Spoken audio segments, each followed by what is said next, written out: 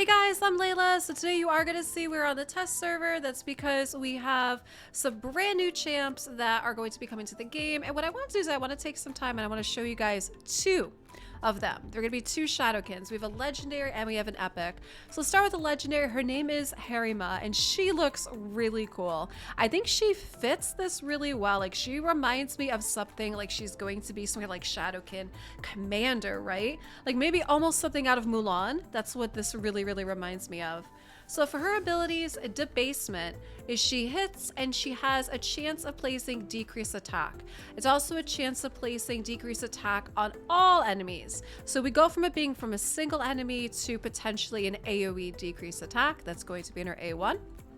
A2 is called Purgative Punishment. She hits 3 times, and each hit decreases the target's defense, stacking up to 30%. Each hit also increases this champ's defense, which that stacks up to 100%. And this instantly activates the Celestial Awe skill if this skill kills an enemy. And Celestial Awe is going to be A3. It's an AoE provoke. And this provoke debuff cannot be blocked or resisted if the target champion is from the Demon Spawn faction.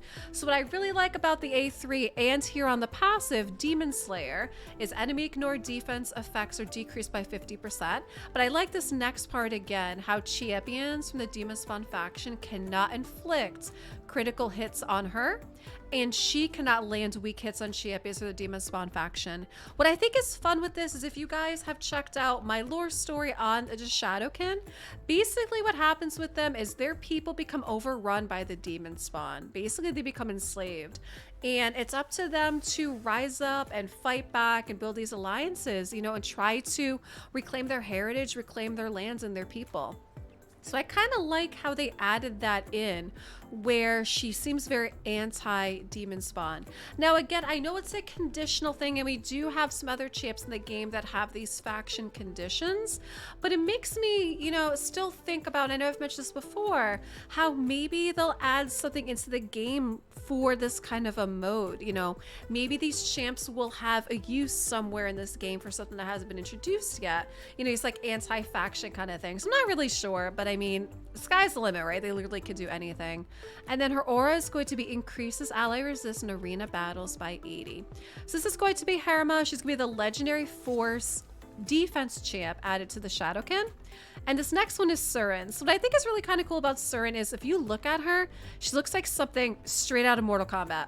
She looks like you're going to take that mask off and she's going to have like some really cool, like, I don't know, something that looks like Vagabond, right? Like, who are those characters in Mortal Kombat? Melina? Like some of them that just have those, I don't know, creepy looking faces.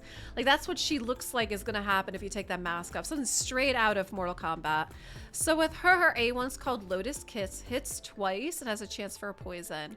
Her A2 is called Downsize, also hits twice, has a chance of placing a weaken. Her A3 is Confusion Reigns. It's going to be an AoE decreased defense, and her aura is going to be increases ally accuracy in dungeons by 60. So already we see her A1 and her A2 look like they could be viable in Fire Knight, for example, right? Multi-hits to take down the shield. Also, obviously, Faction Wars. But the other thing I like about her too is her A3 is going to be this AoE decreased defense. And if I remember correctly, I think in this faction there's currently only 2 AoE decreased defense. We have Genzen, but then we also have Oboro, but Oboro's is conditional. And this one is not conditional. It's just going to be an A3. So I do like that they added that part in as well too. So guys, leave me some comments down below. What do you think about these new Shadowkin? Do you like their designs? Do you like that they're adding in some newer Shadowkin into the game as well too? Let me know what you think. Hey, check out some more videos up here in the playlist in the top right.